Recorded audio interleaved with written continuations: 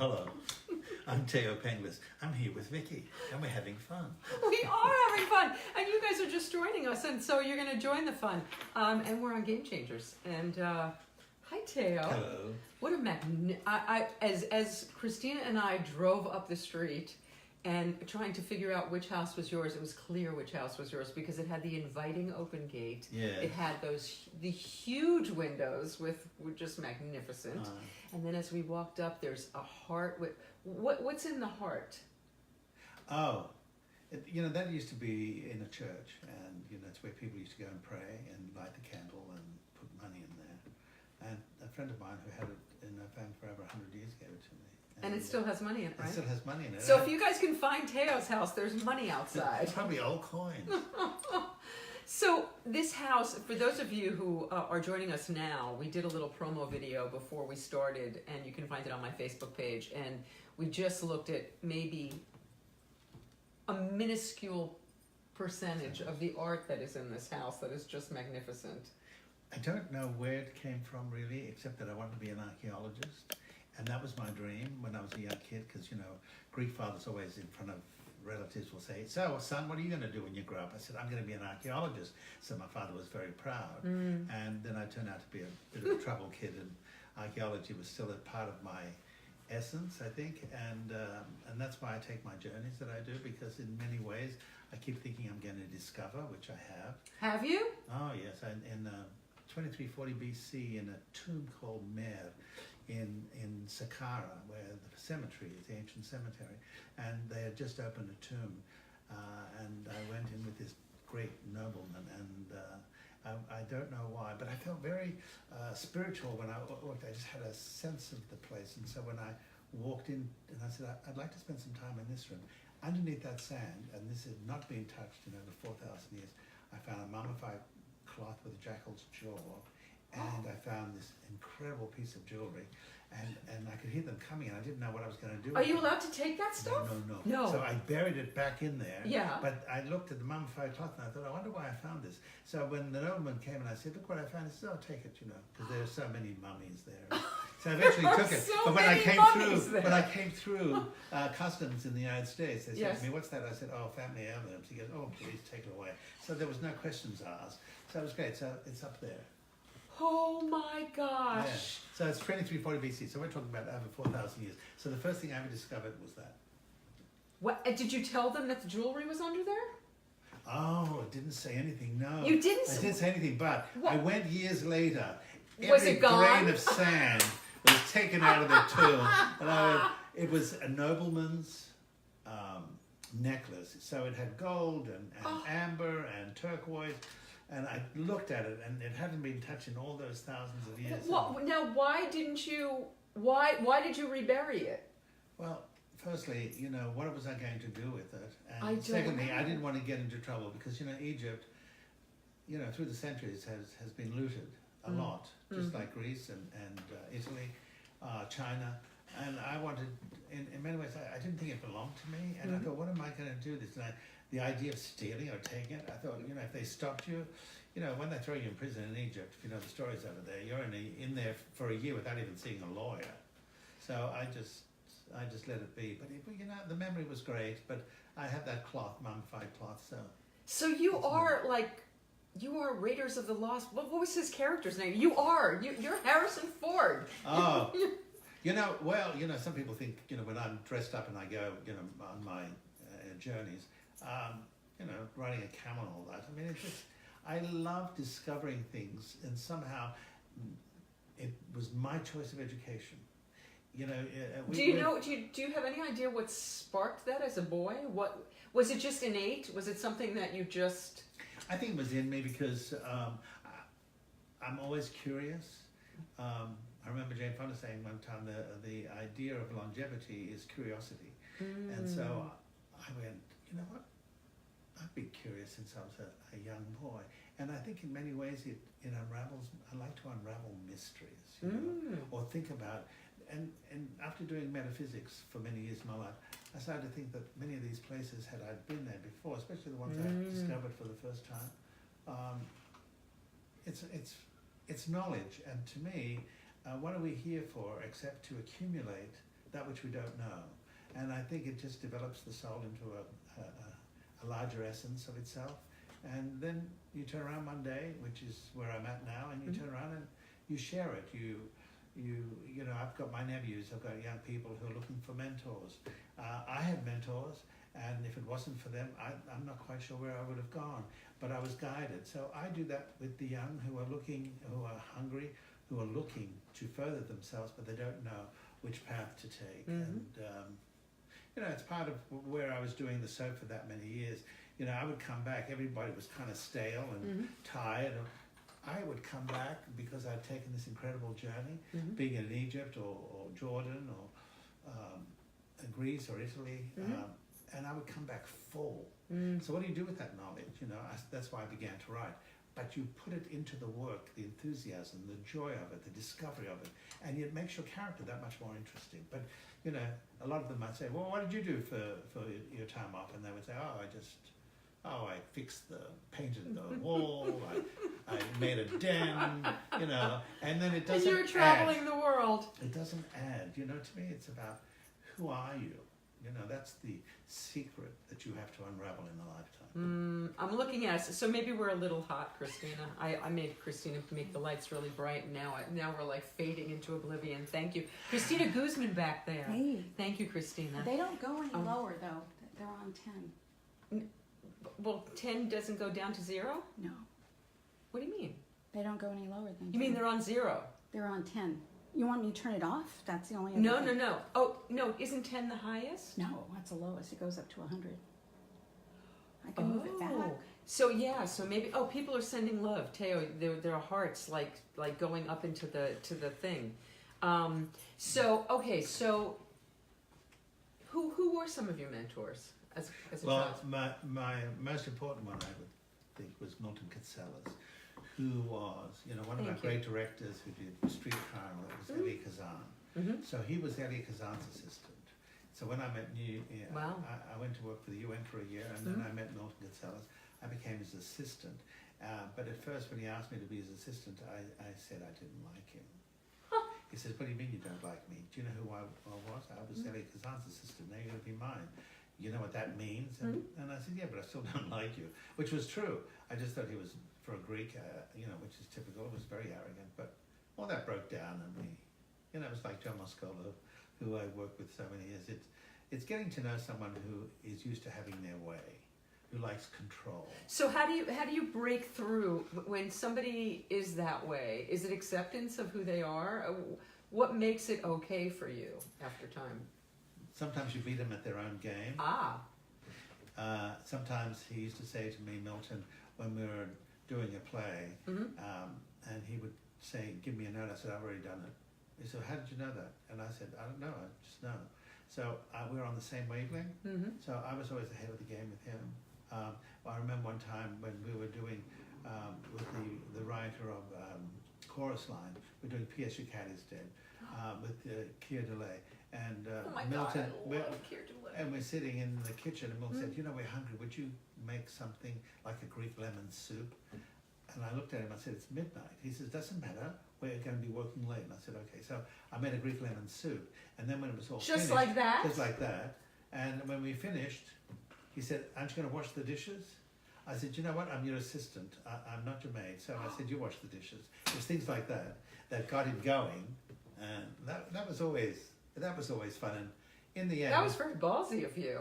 Well, I was always ballsy. You know, I was very confrontive. Not too many things frightened me. And I think when he said to me one day, someone said to him one day, who was your best assistant? He says, Thaao. He says, why? He said, trust. So, you know, that ethics, all those things that are part of, you can't say that about, you know, the politicians of today. You know, no, you can't. Without mentioning names. But, you know, ethics are things that are not...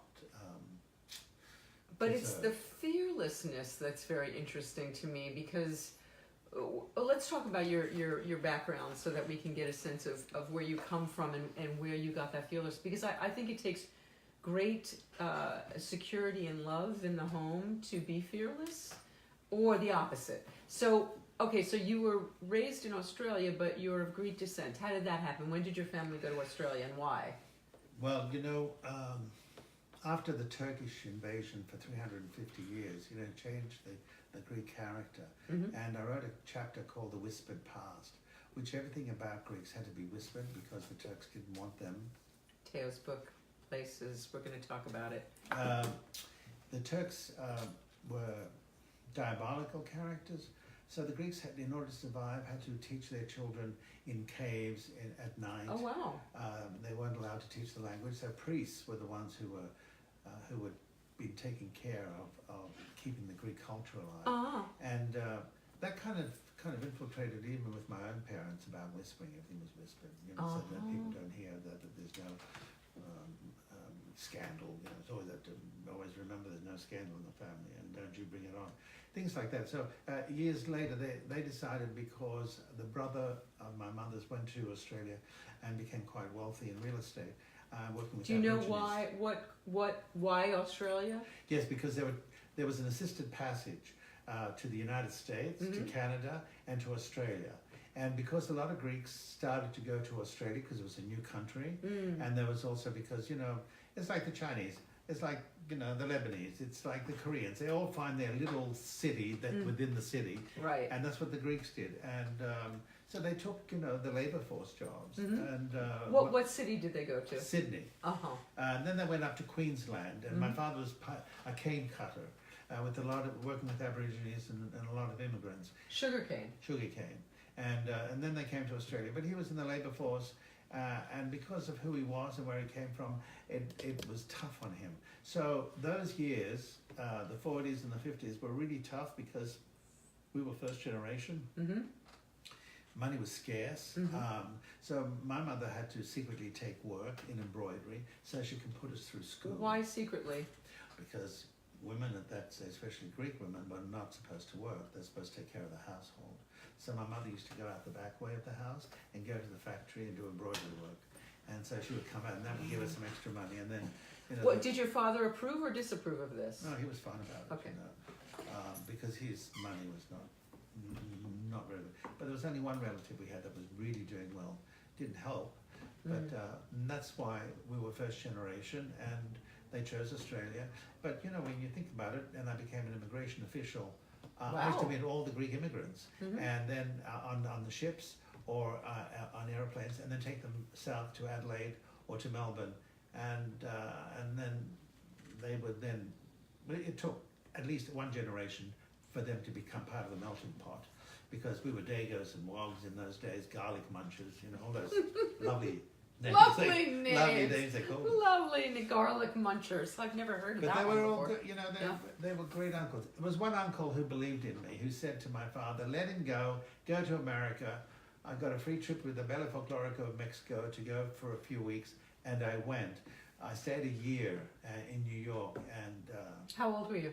21. And when I went back home, I lasted 8 days. I said, you know what, I don't resonate here. So Wow. my mother was beside herself. My father was ashamed in a way, because why would a nice Greek boy leave his family to go to America? Oh, he must be a pimp. Oh, he's doing drugs. Oh, he's doing all the worst things. God forbid anybody should say to you, what are you doing over there? How's your education? What are you doing? There were times I had 5 cents to buy an apple. It was that much of a struggle. But Wow. my pride would allow for me to communicate with the family. I just said, I'm doing fine when I wasn't. And then I thought, when I go back home, which was 6 years later, I'm not going to go home until something has changed in my life. Okay, so let's backtrack a little bit. So you're a little kid, you want to be an archaeologist. Then now you've made the shift. At what point do you make the shift to acting, that you decide that's what you want to do? Oh God, that wasn't even something. Someone said to me, oh, you must meet this Greek actor. And I said, what for? And they said, oh, because he's Greek, you should mix with some Greeks here. And I said, oh, okay. And then he looked at me and says, you know what? He just finished doing a film with,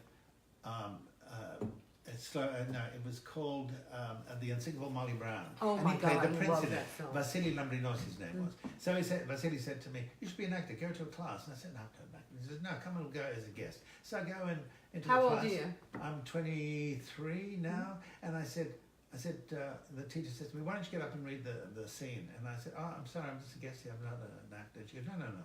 You're going to go up on stage. So I go up and I'm stiff, you know. I was a Greek boy who was stiff.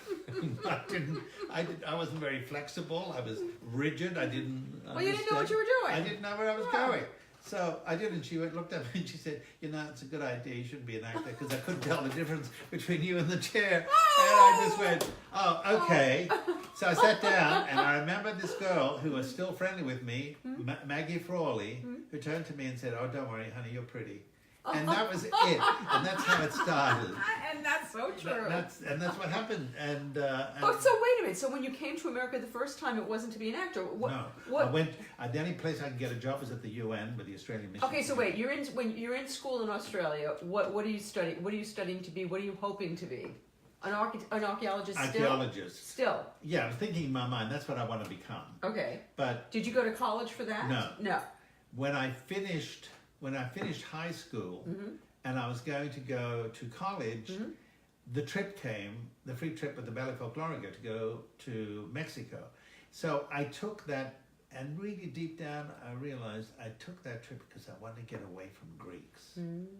Because everything about my life was Greek, you know, and Greeks had a lot of restrictions. This reminds me, you've seen My Big Fat Greek Wedding? Yes. Does you didn't like it? No. But that whole thing about being Greek, everything was about being Greek. So Everything. it's kind of what you're saying. But it's an American version, and it was a bit common for my, you know, because the way we were raised, I just thought it was very common.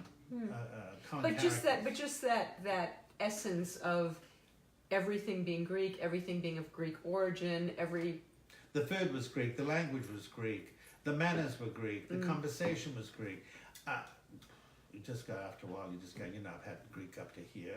I want to find out who I am. And it's certainly not this. Because, but in Australia, you must have been going to school with other... Yeah, I went to Greek school for 5 years at night because my mother couldn't speak English. So she sent us to school so we can come back. So in the home, we spoke Greek.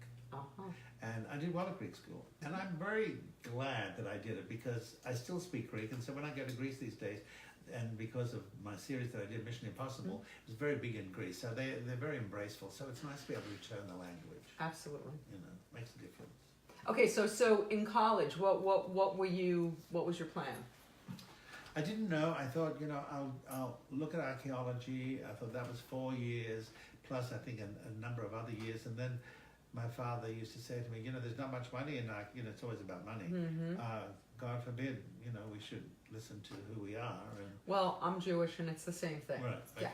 Yeah. So I, you know, I go to a lot of museums. I mean, the thing that really solidified it was I was 12. I go to the Australian Museum. They have an exhibit, an Egyptian exhibit, also with Ramesses I, who had roamed the world for 200-300 years in circuses, and nobody knew who it was until they were able to do. In circuses? Yes, it was freak show. Uh-huh. You know, this big nose that he had and everything. It was like a freak show. So we're standing behind the ropes, and we would look at it, and I'm thinking, oh my God, look at those nails, look at that hair.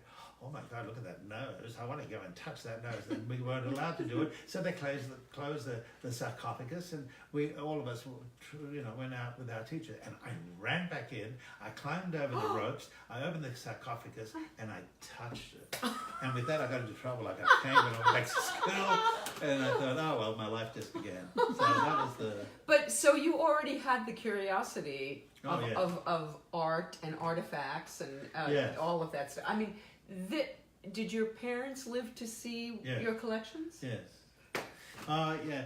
You know, there's one, like that nude one over there. My mother couldn't look at it because it was nude, you know. So I would say, Mum, take a picture over there. And then she'd realise that what was behind it. She'd go, no, don't take that picture.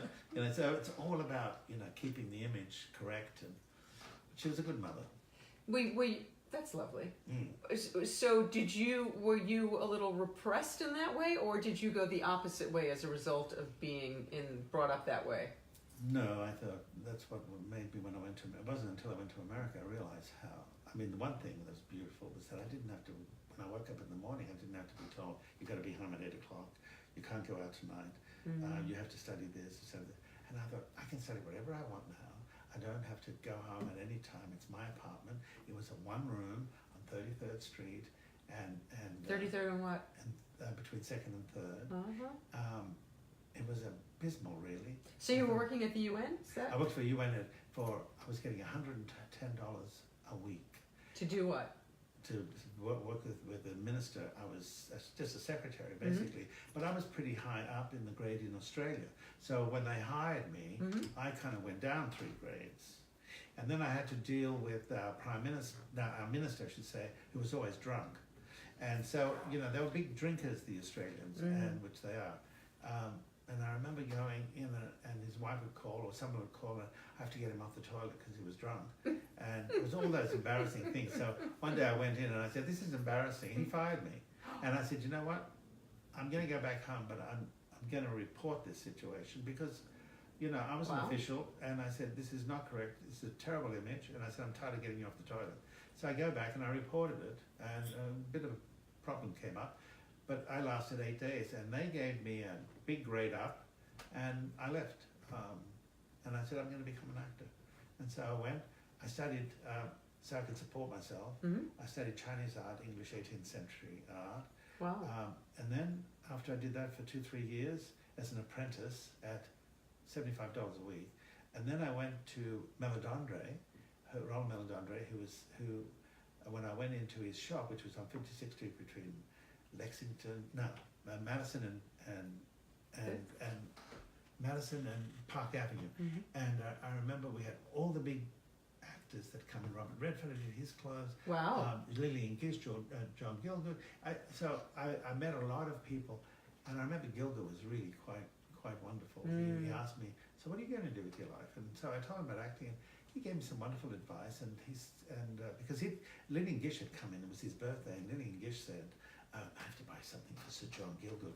Could you please help me?" And I said, "Yes." And I thought he'd like a silk shirt, I would think. Pale blue would be a nice colour. And she said, "Oh, okay." So I put it in the box, wrapped it up. And 2 days later, a Rolls Royce pulls up. And then I look up and I went, "Oh, Rolls Royce. That means sales high." So in comes, big hat. Cane comes out of the car. Up comes, and there's his face. I thought, "Oh my God, it's John Gielgud. Oh my God, he's got the package with him. Oh my God." He doesn't like it. He doesn't like it. So he comes to the study, he goes, "Who's Thaao?" I said, "That's me, sir." And he goes, "Pale blue." So we ended up having a wonderful conversation. What did he want instead? I gave him a navy blue one. Oh. Didn't change much, just changed the colour.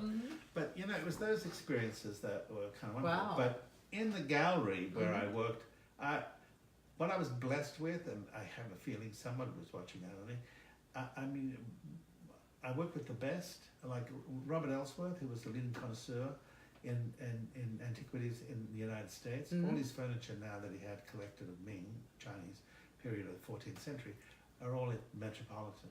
Oh. And he was quite the dick. Oh, really? Yeah, he'd give me piles of books and says, "I want you to read these because in 6 months a shipment's going to come in. I want you to appraise it." And so I had to learn about all the different kings from Queen Anne to George I, II, III, and so on. And so I learned how to look at furniture. And because I was good in history, I knew all about the Georgian kings. And so that's how I started. And out of that gave me, when you learn something that has gravitas to it, your platform becomes that much stronger, I think. So I took that with me. And one day, while I was, Jacqueline Kennedy came in. Okay, we have to hear this story. Well, firstly, where'd she come? Well, it was right after she had come from Greece, and she came. And there was nothing. What year? She's married to Onassis of this. Okay. So I was in the sort of late 60s. I think. But I remembered how Claudette Colbert came in, and Claudette wanted to have her Utrillo painting, or Utrillo, and her Monet, because she lived in Barbados. She didn't want the paintings because of the climate, so she wanted to make copies. So she brought them in to have them copied, and I watched a woman paint the Monet for a month. But she said, she looked at me and she says to Bob, "Why don't you ask the young man to join us for lunch? He's so pretty." And I'm going, Pretty really worked for you. Yeah. It still does. It still does. Even as the old boy. Anyway, so, and he said, "No." I want you to stay in this door because you never know who's going to come in. So I'm moping there, and I wanted to pick up the phone and say, Mother, guess what?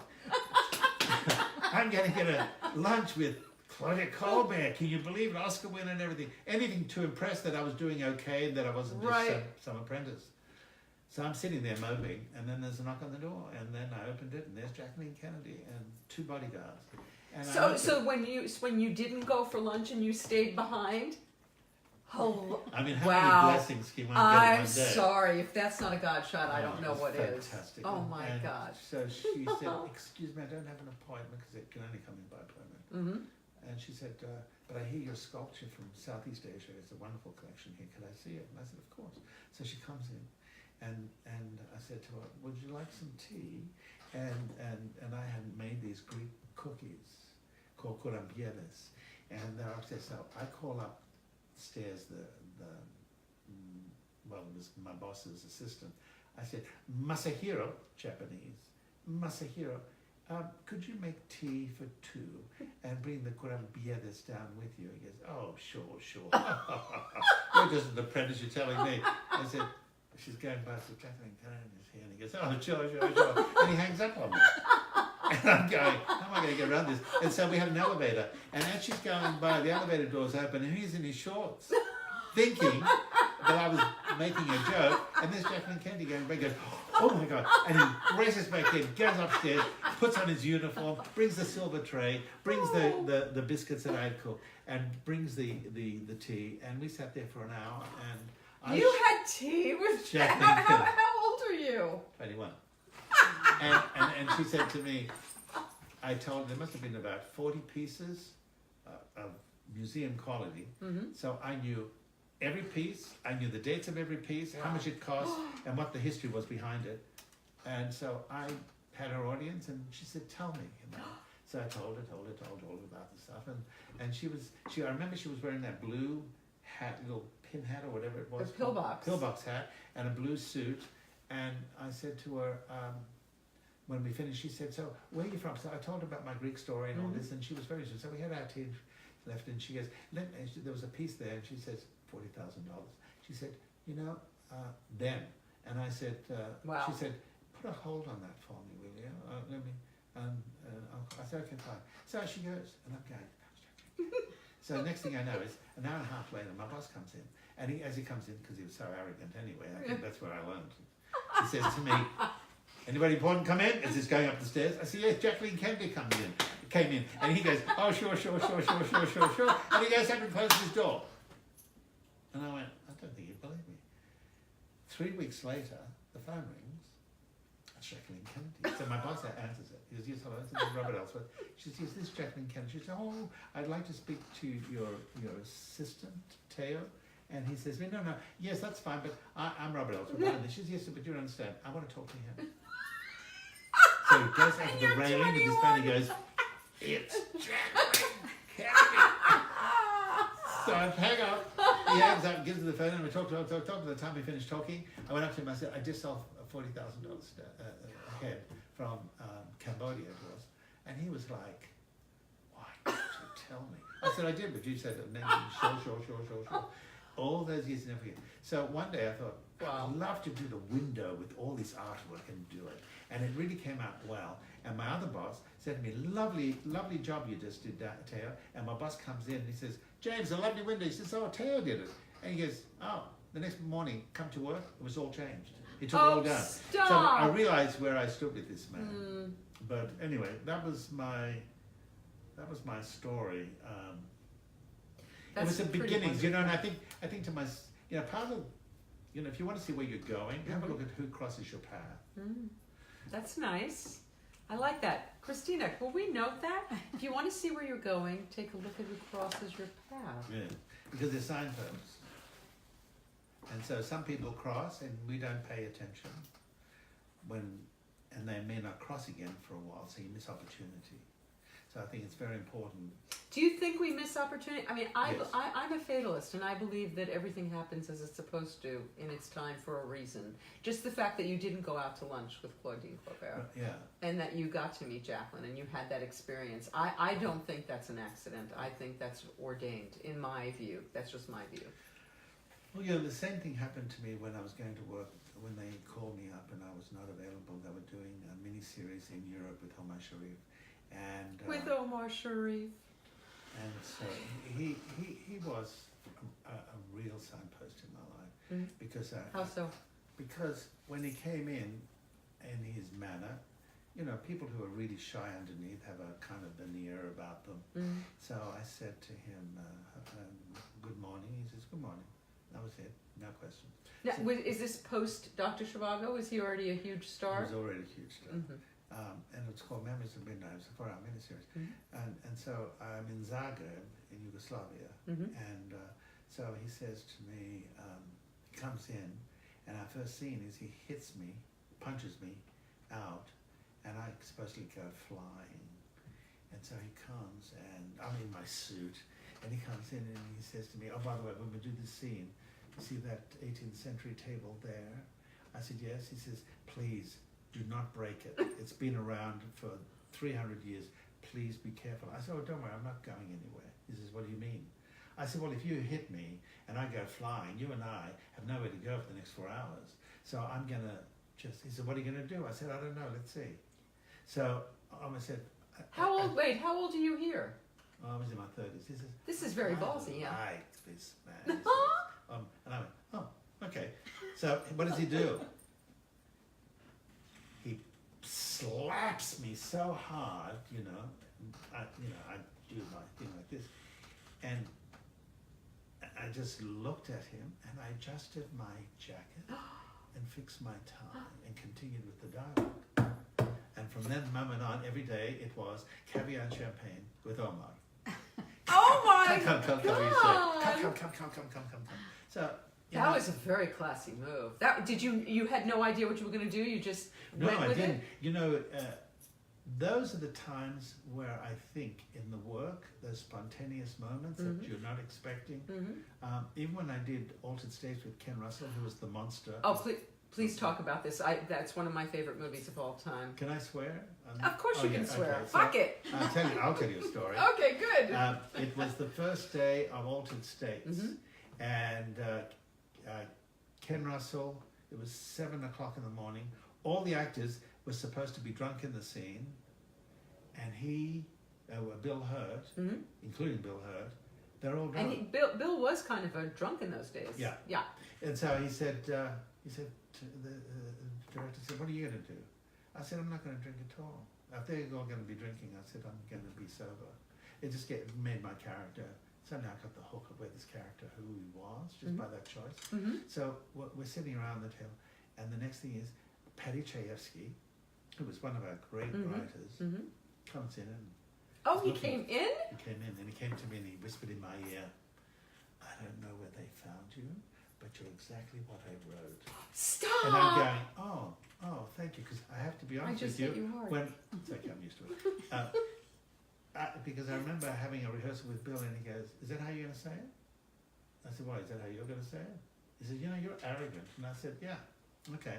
So from the beginning, it was going to be one of those, what are you like? Are you worth being in my presence? It was that kind of attitude.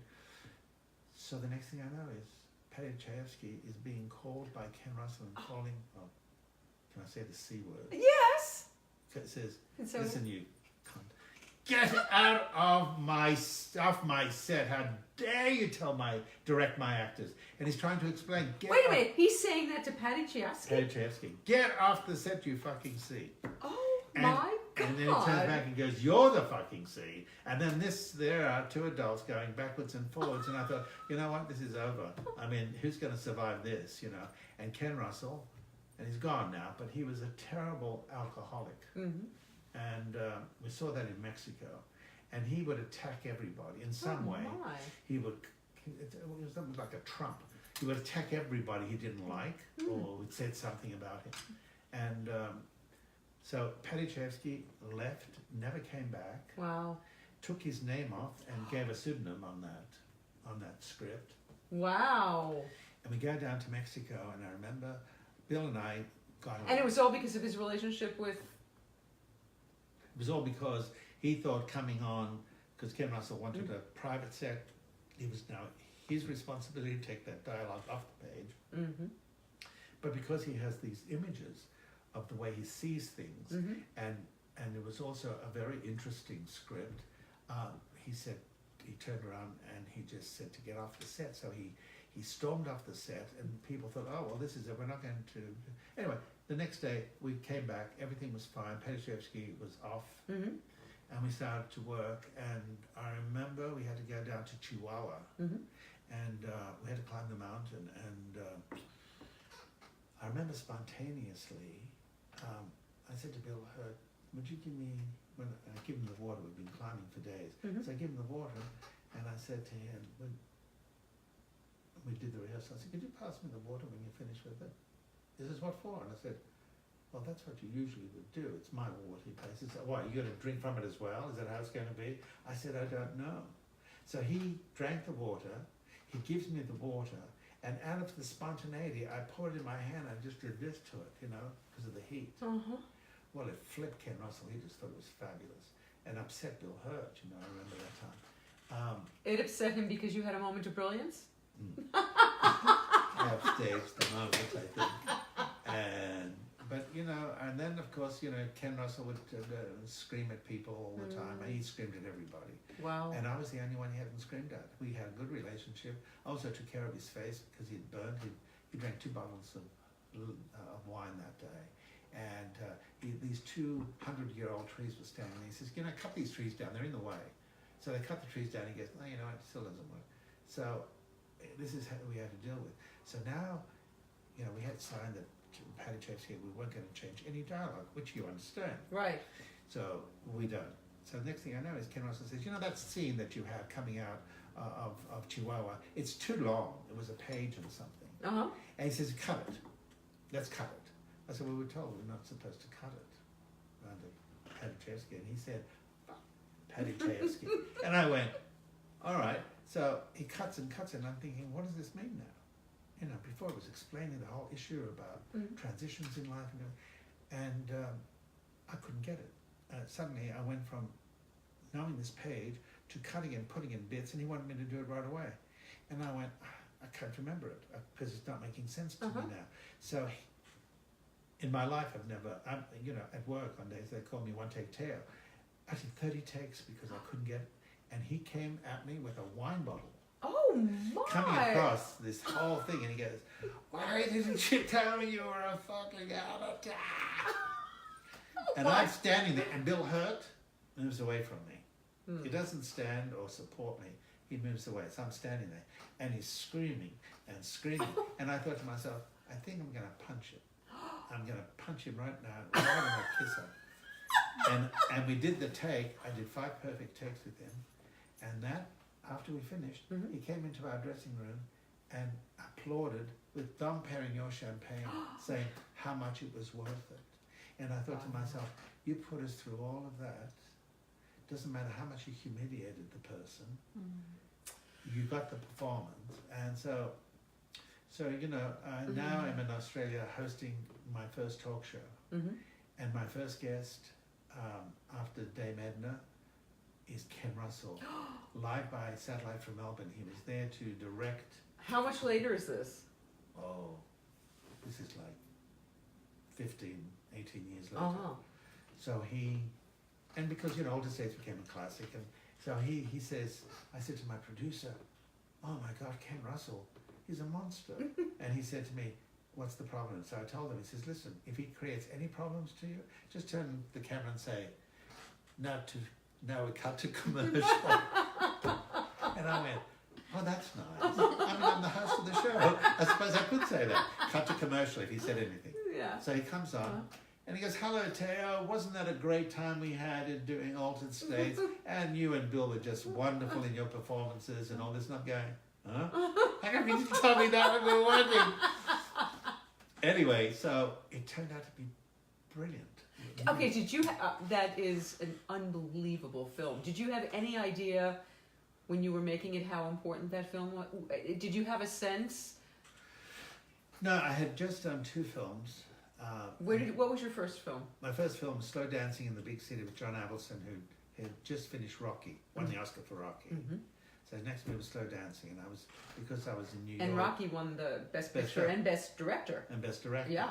And now I'm in New York with Kitselis doing a play that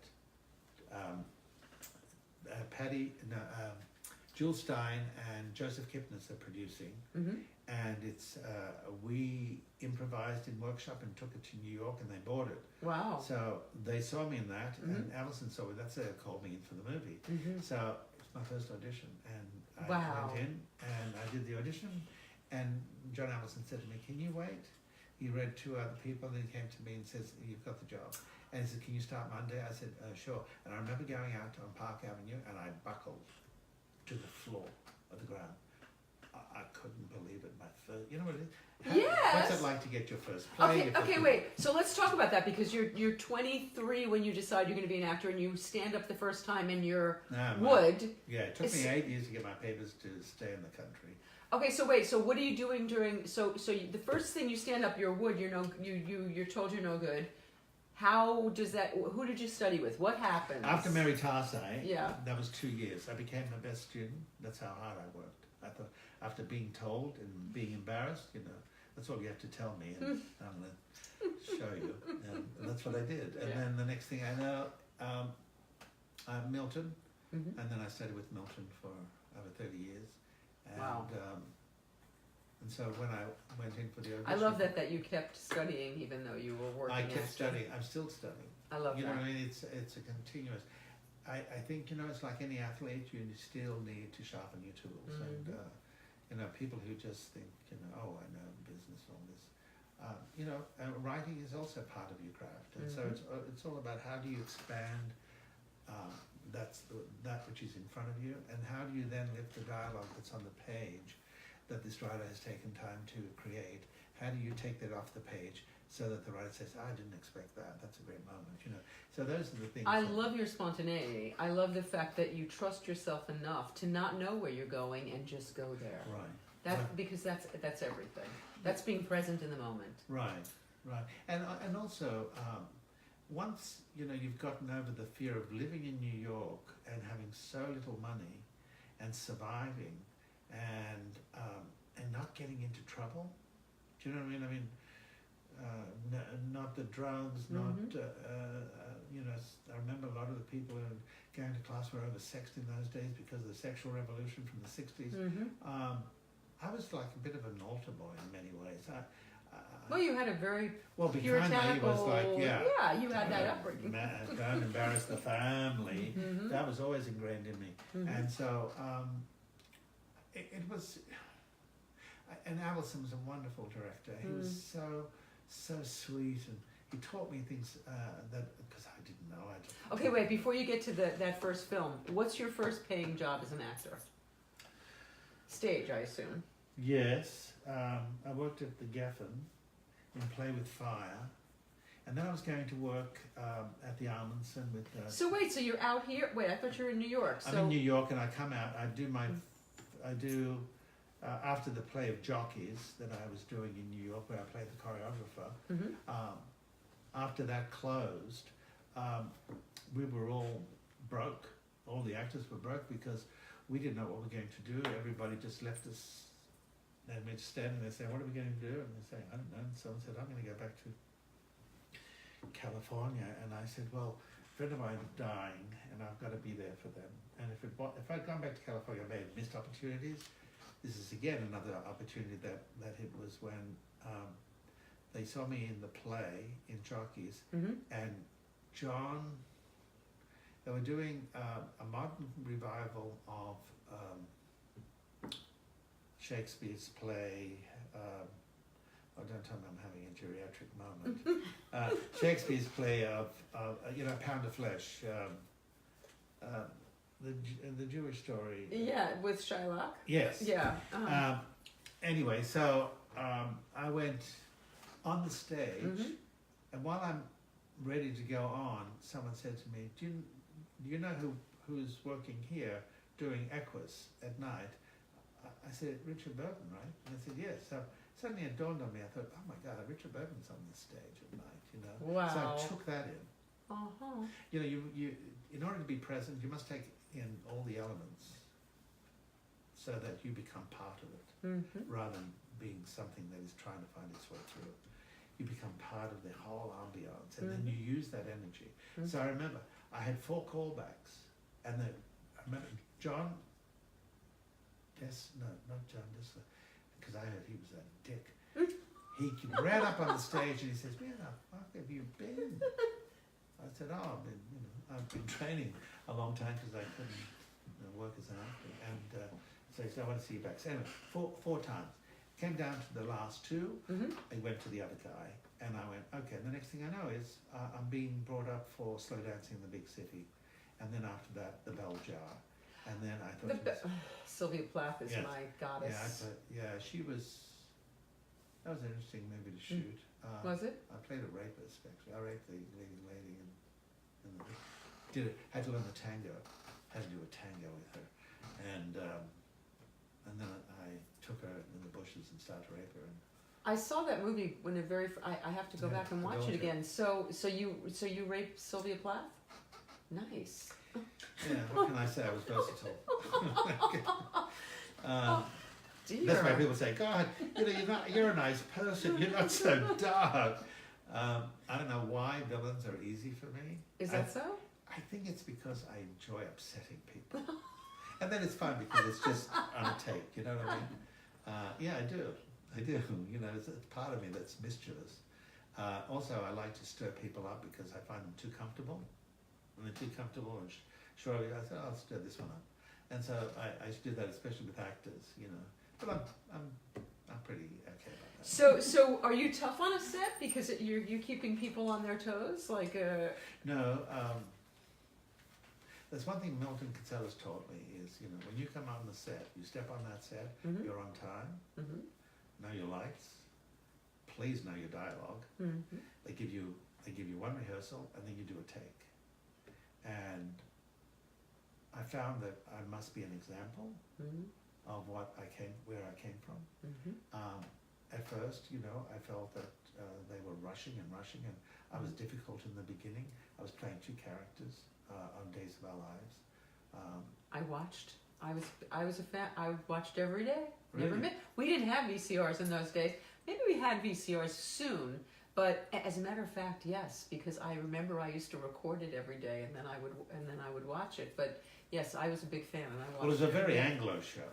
In those days, when I arrived, the cobwebs were still there, and I looked around and I went, "Oh my God, the way they dress, and they're just so old-fashioned and dated."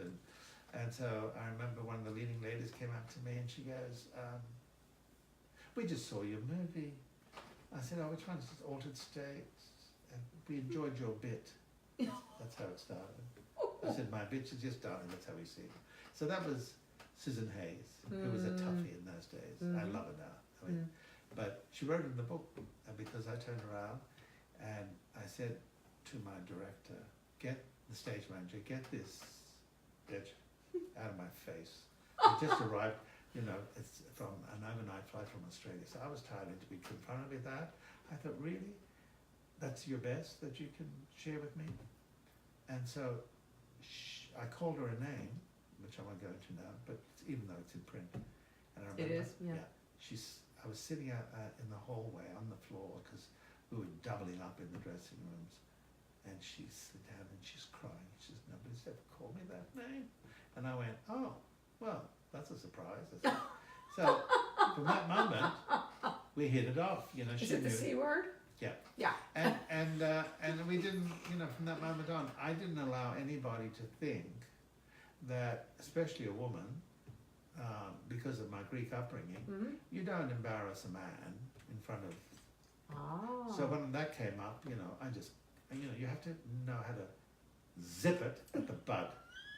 So I had to do. I did it. So, but you know, on set, you know, I had a great relationship with my producers and the writers, and it's been. How did that happen? How did you make the decision? Because you're making movies, you're doing theater. How did you make the decision to be on a soap opera? What was that about? Sometimes I think that was not always the best decision. I don't sometimes. know. You seem to have done pretty well Yeah, with I it. know, but I had other things too. You know what it is? When I finished Altered States, when I finished Altered States, and the reviews came out, and I was being called to come in, and people wanted me because they didn't know where have you been, and then the next thing I know is we have the longest strike in SAG history, 9 months. So there's no work. So that's actors. That's why we 1% work. And I thought I'm tired of being poor. The jobs that I got before, they paid nicely, but one job in the next 6 months, and then you wait for another.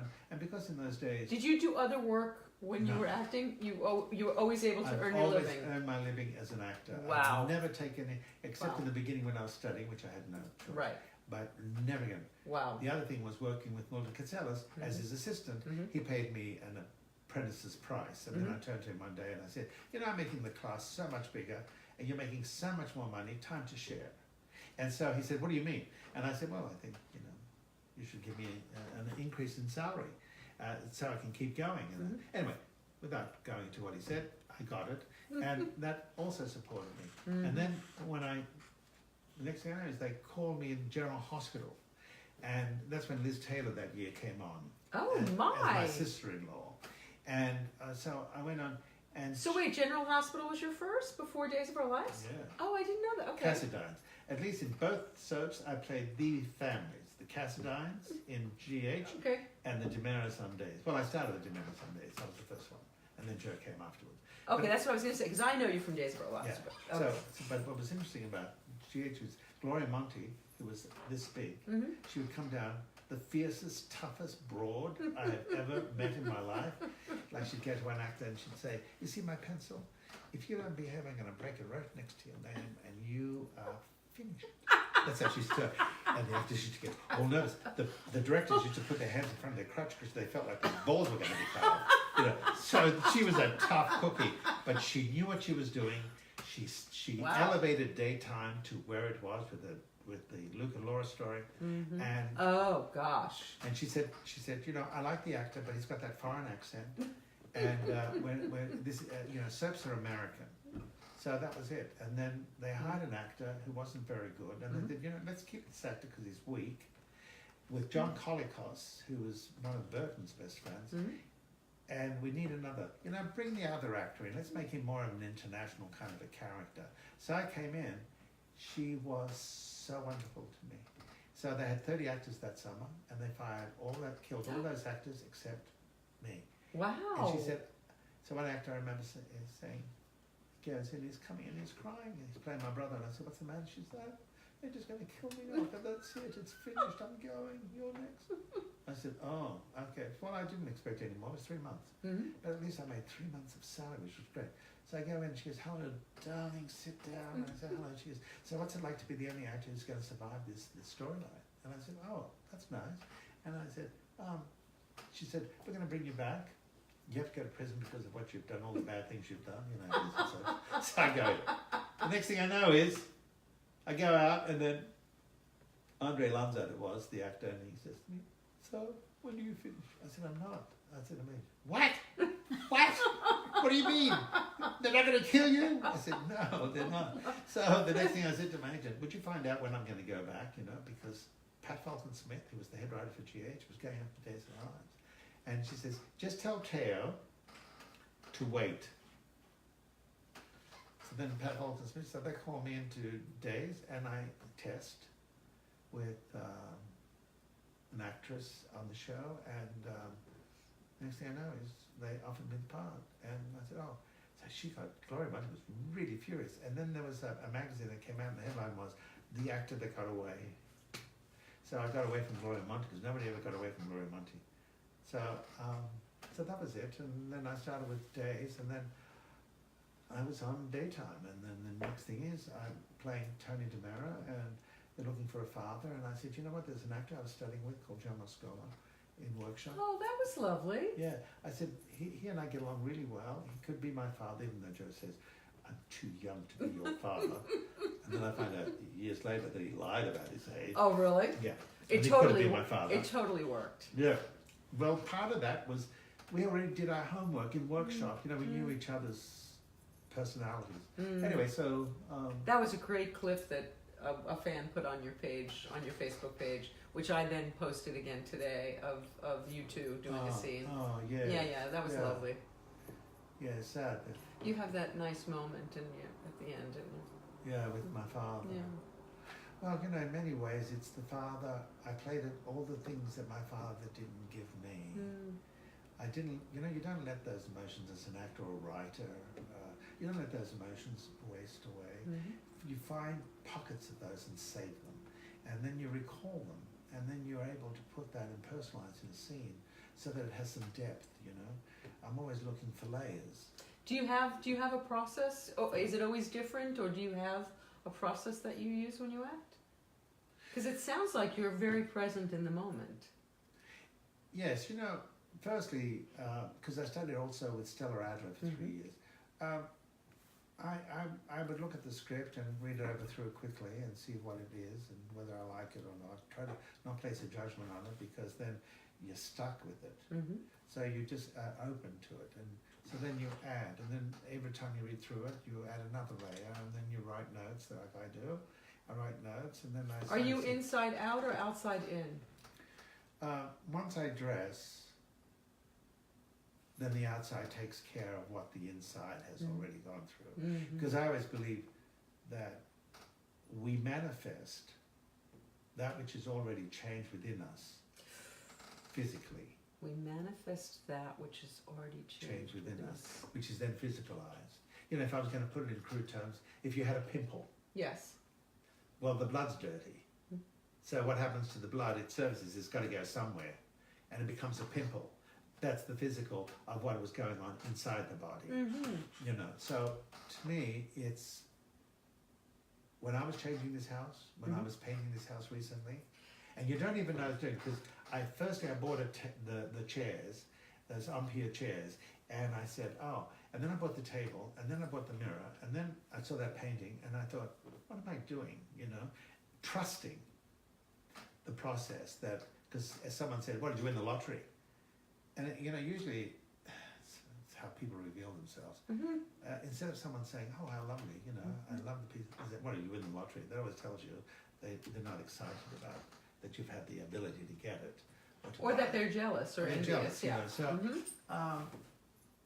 and so I realized something had changed within me from what I've been through this past year, because they'd killed me off 7 times on the show. And somehow they always bring me back. And Have they really killed you off 7 times? what, you think I'm joking? 7 times? You think this is not a serious conversation? You don't know what it's like to die 7 times on the Oh, show? how do they keep bringing you back my 7 God. times? Well, how do they bring you back? How do they bring you back? Magic. Well, you know, oh God, I don't want to get through all that. I mean, each death was different, and usually they killed you off when some head writer, you hook them in some way, or they think because where you play your character, you to cocksure yourself. Yeah. And you go, I'm just playing a part, you know. But they think that's who I think I. And then of course you get actors who then go and whisper and tell producers and all that I've been saying the scripts are crap. Now I have to tell you, the one thing I understand, because I am a writer.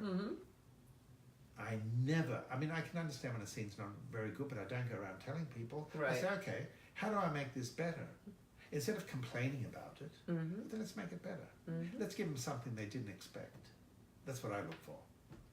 And so when I went through this house and made the changes, I knew then something's going to happen, because I have just changed within, and it's manifested in my home base.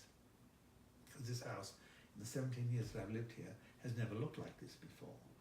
Yeah, for those of you who cannot see it, which is all of you, it is, except for Christinna and I, it is magnificent. And every square inch is covered with just the most gorgeous. I want to hear about, what was your first artifact? What's the first thing you bought? Oh, it was given to me by my boss, Robert Ellsworth. And he said, I'm going to give you because you're an apprentice, I'm going to give you a piece of art, and this is your first piece. And it was a lithograph by a very famous Japanese artist called Fujita, and it's just around the corner there.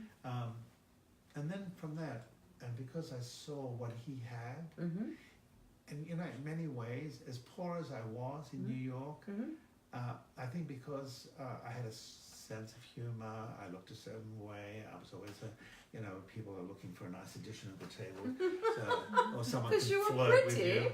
Pretty, yes. And so I went to some extraordinary homes, and I saw people's taste, the way they presented food on the table. I'd go in the kitchen and watch the chef and wonder how he put that together and ask questions. It's all a learning process. When people say, "Oh, when I didn't have the opportunities," well, then make them. Or "Oh, you were lucky." I said, "Oh, really? That's what it is? You think it's luck, or you don't think it's being prepared?" Opportunity meets preparation. That's luck, right? When I went to Jerusalem for the first time, it was Christmas Eve, and I remember a Palestinian cab driver waiting outside the Dan Hotel, and I said, "Excuse me, I want to go to Bethlehem. Can you take me?" He says, "Yes." I said, "Can we meet at 7? Yes. So he gets me in the car, and then he stops and he says, "Oh, I can't go any further. This van's going to take you into the next area." And I said, "Oh."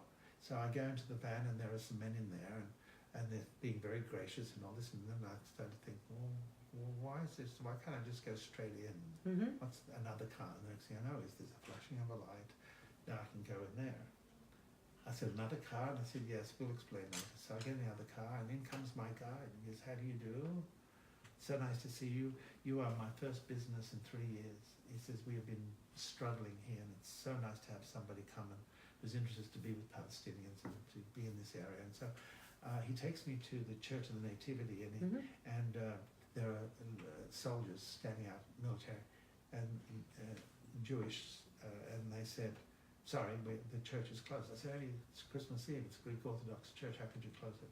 They said, "I'm sorry, that's it." I said, "No, you don't understand. I came all the way from the United States, and I want to go into this church." I said, "This is not, hop, skip, and jump to get over here." I said, he said, "No, sorry," with the guns, and I went. So the guy said, come, I'm so sorry, we can't go. So we go, and I said, "Well, what do you want to do?" And he goes, "I'd like to have a drink." I said, "But you're a Muslim." He says, "I don't care, I want a drink." So what happens? We go and have 2 scotches each. So now I'm really, now I'm ready for confrontation. I said, "Okay." He says, "They're not going to let you in." I said, I have to do it. I'm not going to come all this way and not go into the church." So I go in, and there I'm standing there, and there they are with their rifles, and I said, "Excuse me, I'd like to get..."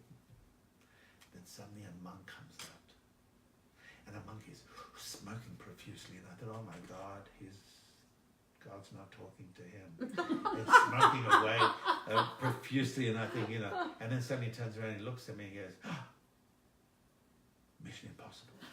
No, stop! Mission Impossible. I said, "Yeah." He says, "You're Greek. I read you're Greek." I said, "Yeah." He goes, so he starts talking to me in Greek. He says, "What are you doing here?" I said, I want to go into the Church of Nativity." So he says, "Well, come." He says, "Well, they won't let me in." He says, "Excuse me," he says, this is a pilgrim." I thought, I've never been called a pilgrim before. That's nice kind of sound to it. And they said, "No." He went like this, And I thought, I love that about the Greeks. When they want to mean something, the hand goes up. Look at the hand, yeah. And this little door opens, and I go in. Usually there's hundreds and hundreds and hundreds of people waiting in line for hours. Right. I go in, they close the door, and he said, "You sit here for as long as you like." Because he says, "You gave me such pleasure." Because when I was studying, I had 1 hour a week while I was studying philosophy and the religion. And so I said, "Okay." He says, "But stay as long as you like." I stayed over an hour. I went to all the different sections where the child was born. So I spent my time, and I thought it was just wonderful. 2 years later, and the guy said to me, my guide said, "How did you do that?" I said, "It's opportunity meets Perseverance. Perseverance meets opportunity." Is that what it is? And then I think so. Yeah, and I said, and that's what happened. And I go to Greece 2 years later, and I'm sitting in a cafe, and I'm watching that, and I love to look at people. You know, being an actor, I like to look at behavior. So I'm looking at, and there are two monks, beards down to here, and the black, and I thought, God, and what are they drinking? Oh, and they're still, they're smoking. They're drinking, and he turns around to me and he goes, hello. And I looked at him, I said, hello. Don't know. He said, you don't remember me? I said, no. He gets up and gives me such a hug, and he says, I am the monk who let you into the Church of Nativity. So you talk about opportunities in life. So, you know, it's all those things that I feel I've been blessed with. Because I'm not a thief. I'm not a very good liar. I mean, I may tell a small fib not to hurt somebody. But somehow, if your ethics, I always go to ethics. You don't have to look over your shoulder if your ethics are in. Liars and cheats always have to look over their shoulder. Always have to say their stories, and it's always changing because it's a lie. You know, people. You're a very straight shooter. Straight shooter. Because then you don't have to repeat yourself, and why waste time? You know. And if you can't do it with what you've brought into life, then you're on the wrong path. So this is a lot of your upbringing, your Greek upbringing was that ethical? Yes, all those things I ran away from. Little did I know in those days that this was the base of my foundation. Yeah, it was. So how did they name you Thaao? Why Thaao? You know, I'm going to reveal something. When I was in New York, I met this woman who was a numerologist, astrologist, and she came to me. She says, the way your name is written, it's not going to give you the success you want. Someone told me the same thing. So she went and respelt my name. Okay, so what was the original spelling? Theo. Theo. Yes. Or Theodos is in Greek. And she changed your name? She changed it. She put the two A's in, and she says, and you watch, she said, success will come to you forever in your life. You will be a long distance runner. Wow. And then that's why I did it. So I stayed with it. Now I've got to go to the DMV next week with, on the passport is one name, and on my driver's license, and how am I going to explain it to them? How do I explain this to them? Well, so what have you I have to face yeah. it. Yeah. I have to face it after all these years.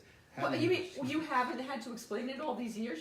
No, because in my Australian passport it also said, you know, put that Theo in, and then it said no, and also as. But then they don't do that anymore. So now that I've got two new passports, they're both of that name. But if I'm going to go with my driver's license to the DMV, it's not going to be the same. Your driver's license says Theo. Wow.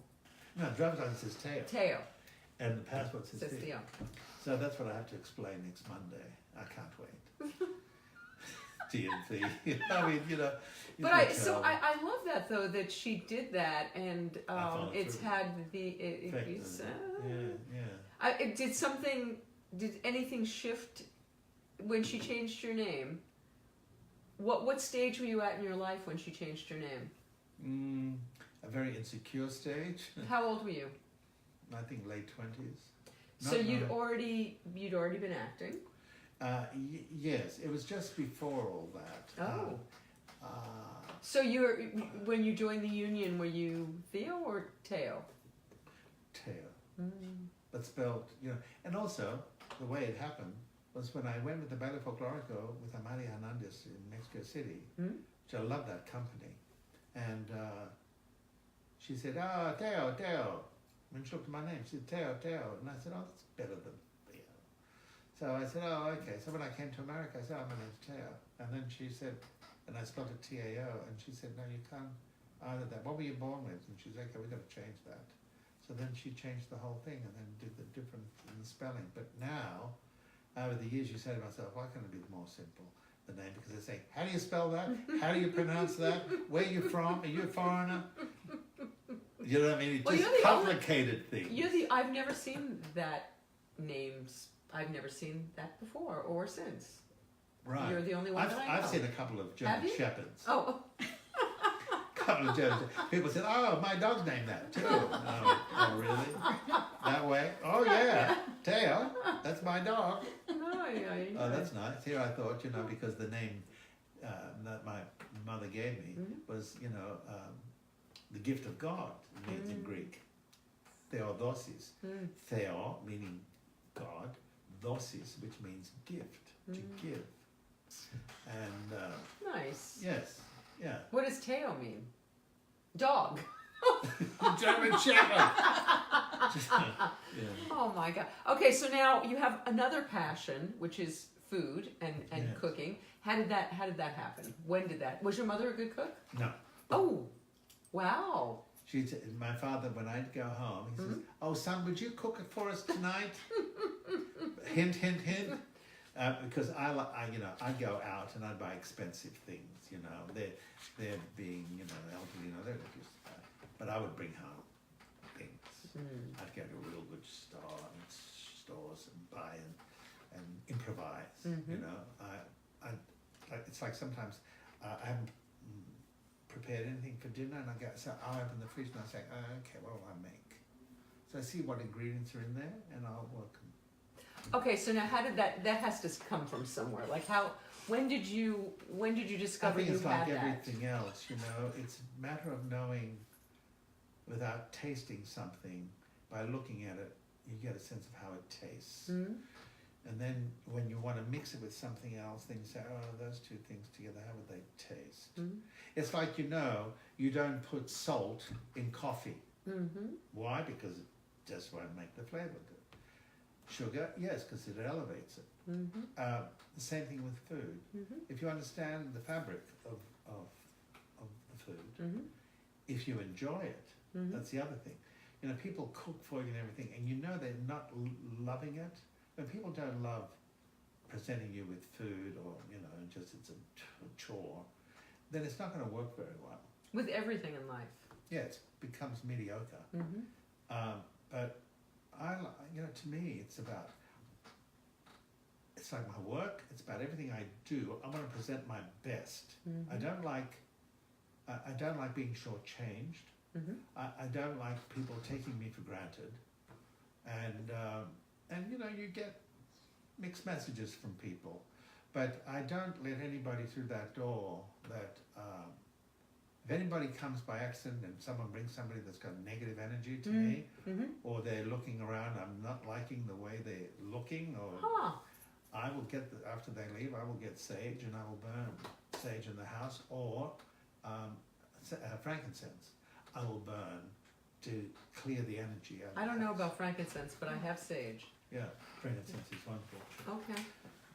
Because that's what we do in the Greek Orthodox Church. So, food to me is, it's also, as I say in the book, my cookbook is food to me is seductive. Okay, so how did that passion, when did that passion, if your mother wasn't a good cook, how did you develop your palate? When did that start to happen for you? I think when I had to cook for myself in New York, and without having too much money, I would see what I could buy that would stretch for the next few days. So I specialized in soups. I thought soups are great nourishment, and they're easy to make with a salad. Okay. If you want to keep slim, soup and salad is the Perfect. best thing for dinner, because they say you at breakfast you eat like a king, for lunch you eat like a prince, and for dinner you eat like a pauper. So those three things, if you keep them, helps you. So I have a good breakfast. I don't usually have too much for lunch. Like, what do you have for breakfast? A lot of times I will do my watermelon juice first up, and then I will do What's in your watermelon juice? just watermelon. Just juice. watermelon. Okay. Yeah, I put that in the blender, I get it seedless, and whip it up, and that's my first. Then I will get a yogurt, and then I will take it out of its container, because it's even funny, I must curl it out, so when it falls on the plate, it's round and looks attractive. Because food has also got to look attractive. I love that. You know what I mean? So then I've got this avocado honey that I love. So I'll put the avocado honey on top. Then I'll get sunflower seeds raw and pour that on top, and it keeps the honey from spreading across the plate. And then I will put blueberries all the way around, and it becomes the breakfast. On occasion, when I want to be bad, I'll have a pastry. Okay. After I go to Air One. He says it like he's saying something evil. I have myself a pastry. A pastry. And I think myself, and a banana for breakfast. And then for lunch, you know, I'm doing my work or whatever. Now, when I'm working at the studio, because you're using a lot of energy, you need to eat something. But And there's craft services. What do you do with that? no, we don't have craft services. Oh, okay. No, we were part of the great period where they lavished actors with wonderful foods and things. Now, the only thing they give us is coffee and tea. Really? That's it. Oh. And so I think then you've got to understand the body you have, because when you're shooting, and I didn't realize I was going through a bad period of where my stomach was being bloated, and it looked like I was putting weight on, and I didn't. So I went to a Chinese doctor, and she told me about the bloating, and she told me that you know, I'm allergic to certain foods as we get older and all that. And so when I'm working, you know, a lot of the female actors, they don't eat lunch because they don't want to look bigger. Right. So sometimes, you know, you eat things that are not going to expand the stomach. Like, such as? I don't know. I guess tell me what those things are, please. What is it? And then I tell you what helped me was having, what do you call them? What makes the Bouillon. No, No. what makes you settle the food properly? Enzymes. And so I will do my enzymes, and but you know, for work, like I can't have bread. That'll expand me. Yeah. So I'll just do, you know, a couple of boiled eggs, and that's what I have for lunch. I'll take that for lunch, or I will take just some. But you're supposed to eat like a prince at lunch. Not me. I Okay. can't.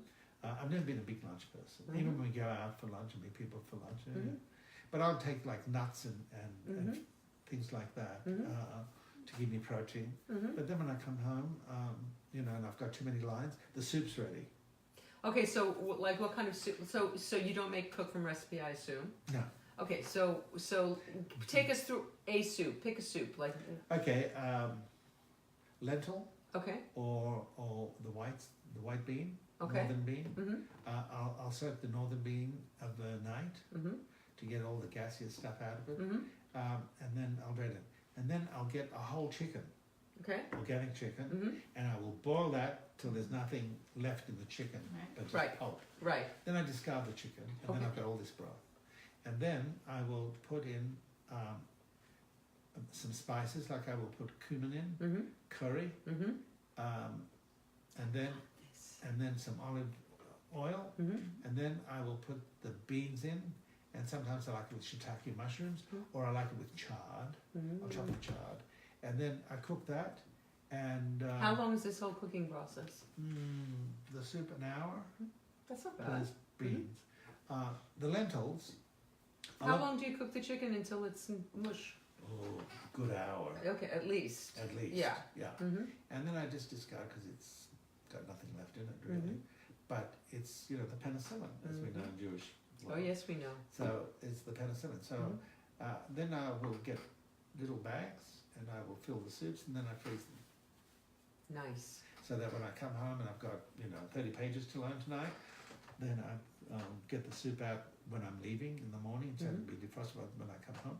And then from there, in the lentil, I will certainly do it with shiitake mushrooms. I will use the same spices. I love cumin and I love curry. Sometimes I'll put a stick of butter in just to enrich it. And then if you want to, sometimes I will take vegetables, fresh vegetables that I do mostly every day, and I will juice those vegetables. And then I use that broth, I'll save it for the soup. So if I don't have a chicken, I will use that fresh vegetable broth. Oh, nice. Which is celery, carrots, parsley, coriander, green apple, what else? Oh, and also leeks. I always put leeks in my soups. And small and put that in the soup. Anyway, so I make that lentil soup, which is really terrific, and it's rich, and it depends on how thick you want to make it. Hearty is good. I like hearty. Yes, in wintertime too. especially. Yeah, and then if I'm not doing work the next day, if I'm not seeing anyone, I will take cloves of garlic. And there's nothing like having real garlic and having 3 cloves, and then You better not see anybody the next day. But you don't smell them in the next day. I Really? think because my system is used to it. Wow. So I will chew the garlic and eat the soup. And I Mhm. tell you, there's just something so nutritious and wonderful. Mm. You know, when you put things in that your body is appreciative of what you're doing for Mm. it, it will pay you back. You know, it's like someone said to me, what pills? And when I go home, they go, what pills do you take? I said, for what? Well, for your heart, for your this, for your that. And I said, no, I don't take pills. What? You don't take pills for anything? Well, how's your cholesterol? My cholesterol's fine.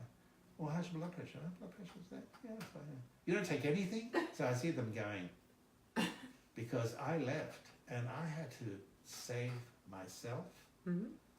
and make sure I didn't embarrass the family, which means I had to take care of it all, because I always wanted to go home, because my dad used to now, after all these years, because he was a very abusive man, he'd call me, put his arms out like this, and he'd say, oh, levendismo, which means my warrior. Mm. And he gets all emotional and everything, and I said, I forgive you. He goes, what? I said, I forgive you. You were not a good father to me. Look how you turned out. I said, I spent 20 years in spiritual counselling to get out of what you did. But I must say, I had a great teacher here. Now, you know, it wasn't just the acting. How do you learn about life? Your journey. How do you understand yourself and how you associate with the people that you call in? Imagine going into a spiritual counselor. She was English. Mhm. I go into the room and she says, looks me up and down, she says, how dare you come here with the mind you have and the trash you associate with? Well, Wow. excuse me, I have to go. So, and she's come back when you're ready. 6 months later, I come back. She says, you ready? I said, yes. I learned meditation, which I had been doing all my life, basically. Wow. And I would sit there with her and we would talk about life, and she would tell me what was missing or what we needed to work on, you know, what I was holding on to, what my anger was about, my regrets, you know, all that stuff. So she Wow. began working on that for 12 years with her, Wow.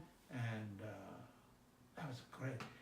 My 20s, if there are any actors watching, young actors, There are plenty of actors watching. 20s are the years of where you plant your seeds. It's where you take the courses that are going to fulfill you when you get into your 30s and your 40s and your 50s. And you'll find out later on in life that those 20s and the seeds you planted, you are still activating today. My daughter is 20. She's at Tisch right now, and she just directed her first little film. And are you listening, Samantha? The courses you take now are planting the seeds for the It's rest very of your good, because life. I said that to a class recently Mm-hmm. about planting seeds. It's so important. It's so important. They said, what do you mean planting seeds? I said, you get an idea, Mm-hmm. you know, and you plant it in your mind, and watch how it then begins to flourish.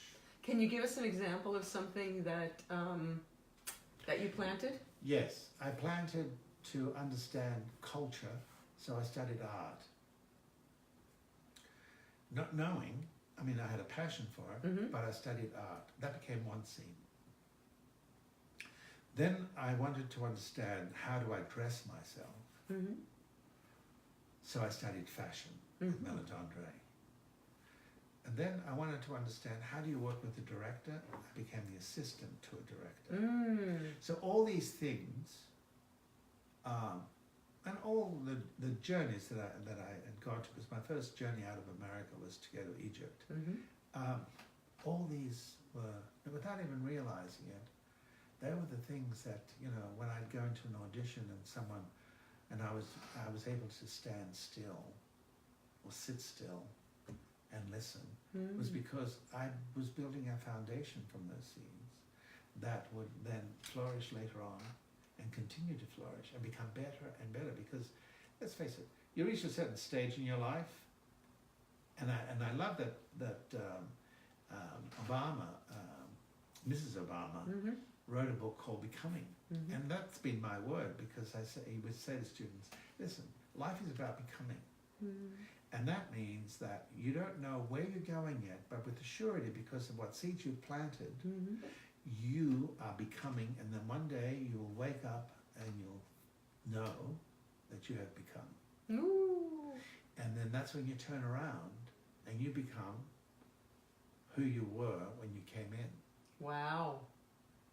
So we come in, because my teacher taught me this, Mm-hmm. my spiritual counselor, she said, this indentation we have above our lip is when the angels have come, when you're born, and they put their finger and it creates this indentation and says, shh, don't tell anyone anything.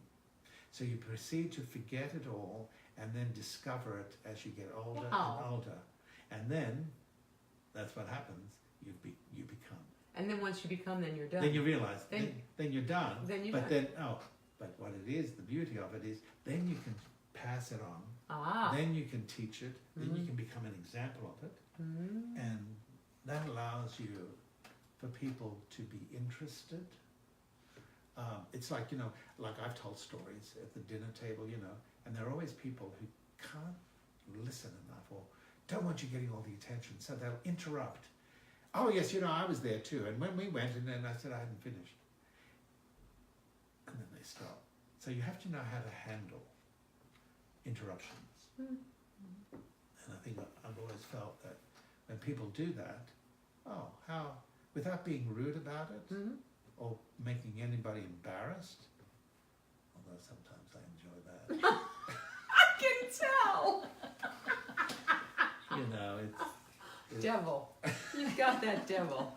You've got that, but you got that smile that goes with the devil, so you get away with it because you're pretty. Pretty. Yes, pretty. Don't you forget it. So Thaao, what's ahead of you still? So you've become many things. And the travel, we really didn't talk about places. This is a wonderful book. Why does the Middle East draw you so much? It's very interesting. A friend of mine gave me for my birthday the ancestry, and I thought, I wonder. Is it all Greek? I thought to myself. So it comes back, and I'm 48% Italian. Wow. Greek. Tony DeMar. Well, that's DeMar. That's what you played, right? Right. So the rest is Egyptian, Tunisian, Turkish, and Afghanistan. Wow. So I looked at that. Wait a minute. There's no Greek in there at all? Yeah, Italian, Greek. Oh, okay. And the Italian came because in the 14th century, the island where my parents came from, called Castellorizo, was in the 14th century invaded by the Venetians. You can see their influence, the castle they built, and so they spoke Italian. My father spoke Italian, but he never told us why. I just thought, he just knows another language. But then when I found out why, and I heard, and then I said to him, someone said, why are you so drawn to Egypt? I've been so many times. And I said, I don't know, really. It's just that it has so much for me to uncover within myself. And then my sister said, well, our great-grandparents were from Alexandria. They were? So, we don't go past history too much. That's why kids these days don't even know what happened 5 years ago. To know your ancient culture is part of understanding the platform you stand on. And then when I found out, then I understood why. Because my great-grandparents were merchants, and also in Greece, they were merchants. And that's why I always wonder how I work with Arabs. When I go into a country, say in Turkey, or if I go to Jordan, or I go to Egypt, why do I know how to work with them when it comes to business? Where they try to be smart with you, the wheeler dealer comes up, and says, and they sage up and down, so we'll get this one. So I'm looking, and I'm being charming to them, and being very nice, and then I said, how much? And how much is that? And how much? Okay, I tell you what, let's put it all together, and you give me a price. They give me this price, and I go, really? Oh, okay, thank you. No, wait. They chase you. No. I said, no, I don't like greedy people. You're greedy. What? You're greedy. I'm greedy? Yes. I said, I can see the game. So let's if you want to do business, let me give you a price. Are you sitting down? So I give them the price. No. I say, fine, I go. And then they chase you again. They bring you in. So you have to know how to deal with these ancient merchants that's been in their blood. No, someone said, how do you do that? And I said, you know what, I think it's from my great-parents. I think they knew they were also merchants. So all those things that are part of finding out your history, which makes it more interesting to me. about who you are, you know, it's like you don't have, what have you got to prove and left now in life, you know? Well, I think okay, so that's my next question. So we've got the history, we've got the what's brought you to today. What's left? What's ahead of you that you would still like to accomplish in your life? Well, another book. And what's that going to be about? Culture and cuisine. I've gone to a lot of monasteries of late. You know, I've gone to Meteora in the northern part of Greece, also at Mount Athos the year before that, and spent time with monks, and realizing that just because they're connected to what they believe is God doesn't mean they know more than I do. And just because that's their chosen path, it's almost like they think they're having the voice of God coming through them. And then when I see ego playing, and how they, you know, they don't always like when you say no, and they think, excuse me? I said no. It's like when they put food out for me and it's 9 o'clock at night and it's all been deep fried and they haven't washed their hands and they're shaving garlic on it and they think it's a wonderful thing. And I said, sorry, I can't eat this. Excuse me? I said, I can't eat this. Why not? I said, because it's late. And I said, that food is going to keep me up all night and I'd like to think of you pleasantly in the morning. And they look at me and I remember this friend of mine's there with me and they turn around to him and they say to him, you know, I look at your face and I realize how much you've changed since you've arrived here. Then he looks at my face and says, but you haven't. And I went, now, if he's really a man of God, he couldn't say that. He would try to understand where I was coming from and use, but it was ego. And I thought, then it said to me, you don't know any more than I do. As a matter of fact, I think I know more about life than you do because you've stayed here all your life, you know, following one path, you know, in prayer. And so I saw the egos. I saw where they were frightened and they didn't like change, you know. So I found that interesting. So I wrote about that and I wrote about the other. And then I went to Egypt and I went 3 hours. I was a little nervous there because of ISIS.